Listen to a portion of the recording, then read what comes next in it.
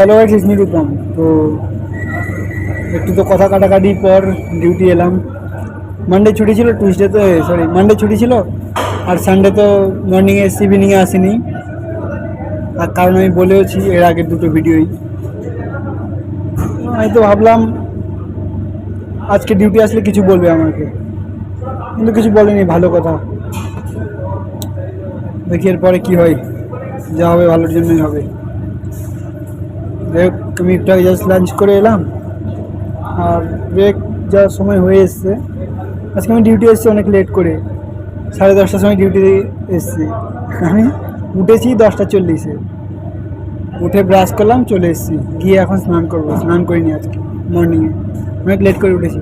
প্রথমে 8:30টার সময় উঠেছি, বললাম ডিউটি আসতে তো এখন অনেক সময় আছে ডিউটি যেতে। আমি ঘুমিয়ে পড়েছি। বাস উঠে দেখি 10:30। আমি ব্রাশ করলাম, ডিউটি চলে এলাম। তখন যাবো, গিয়ে স্নান করবো আর ঘুমাবো। বাকি পরে দেখা হবে। তো অলমোস্ট ক্লোজিং টাইম হয়ে গেছে, আর আজকে র্যাপিডে যাওয়ার জন্য ভাবছি, দেখি কী হয়। ব্রেকেতে গেছিলাম, ব্রেকে গিয়ে সবার আগে স্নান করেছি। স্নান করে ঘুমিয়ে পড়েছি, ঘুমও চলে এসে, চুল ভেজা ছিল না, ওই জন্য তাড়াতাড়ি ঘুম চলে এসে। সবাই সবার মতো ক্লোজিং করে নিয়েছে, 5-10 মিনিটের মধ্যে সবাই চলে যাবে।